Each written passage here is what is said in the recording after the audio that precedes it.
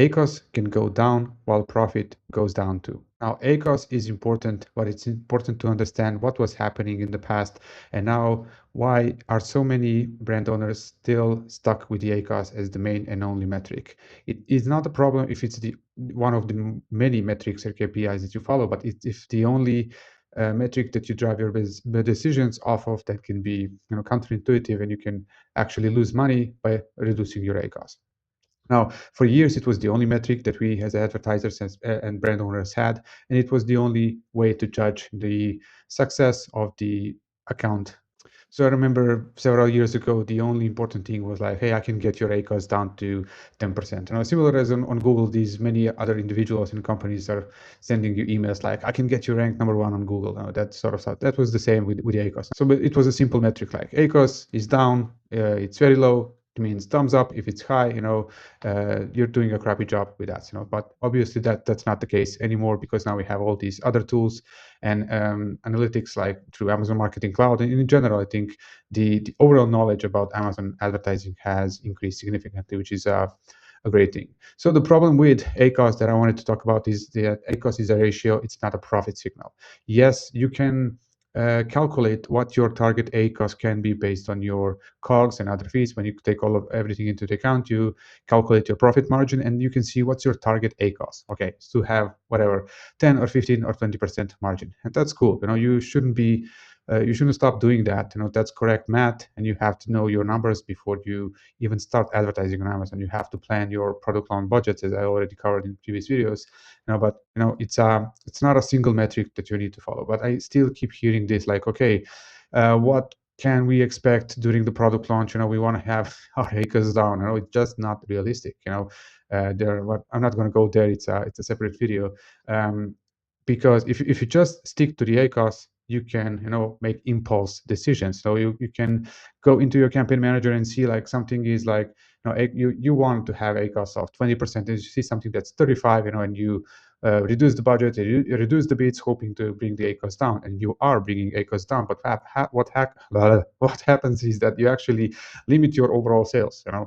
If one campaign with 35% of ACoS can bring more profits than a campaign of 20%, with lower volume. It's always a trade-off. Do you want to have high volume and a little bit higher ACoS and more profit and drive these organic sales as well by pushing the ads, or you just want to keep it under 20% ACoS and then complain and whine about your sales are stale and you don't see any growth. What is also possible, you can calculate your break-even ACoS and just stick to it for months, after your product launch, and yeah, by the way, during your product launch, ACoS is not something that you should be looking at all. You should let it run up to 150, 20, 200%, whatever. Just it's not the point, but I'll cover that in some other video.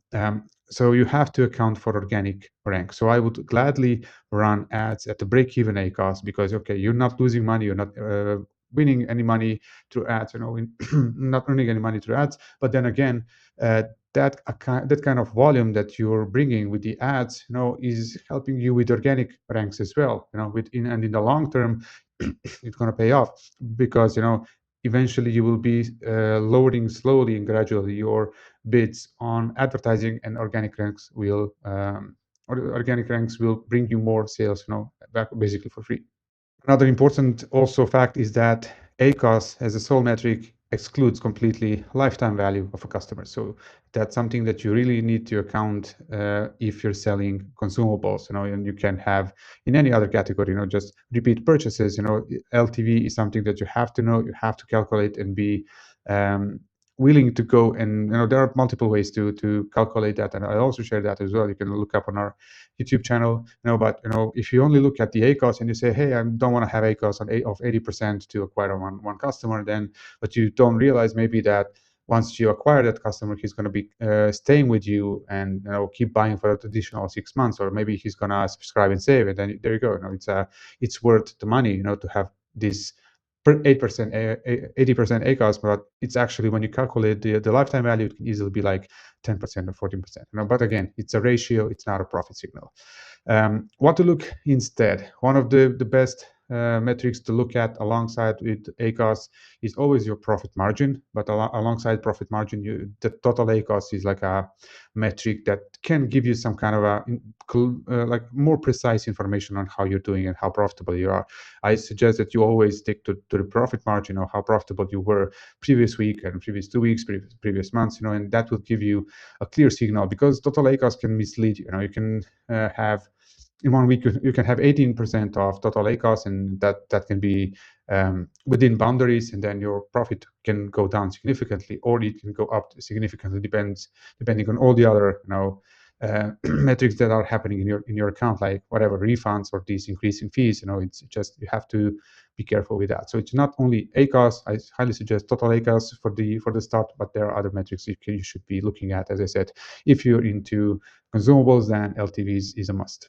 What also helps is profit per unit. That's something that you can track in these multiple tools. Like you can, Sellerboard is a great one. It's a really good tool at affordable price, and it gives you multiple metrics that you can combine, and get the clear picture. But profit per unit is also a good one. And then again, I don't want to tell you that forget the ACoS. ACoS is important, but you cannot look it as a single metric. You have to look everything holistically.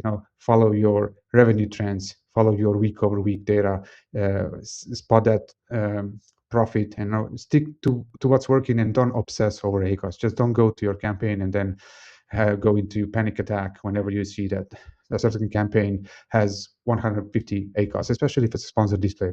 Keep calm. Sponsored display is not meant to give you immediate return. Sponsored display is for something else. Sponsored brand is for something else. Don't obsess, sorry, over ACoS. We'll get into weeds with that additional troubleshooting methods in the upcoming videos. But I wanted to start with the ACoS now. Again, it's something that I keep hearing about, like lower ACoS, lower ACoS. Thank you for staying with me. Stay tuned for more videos, and see you in the next one. Bye bye.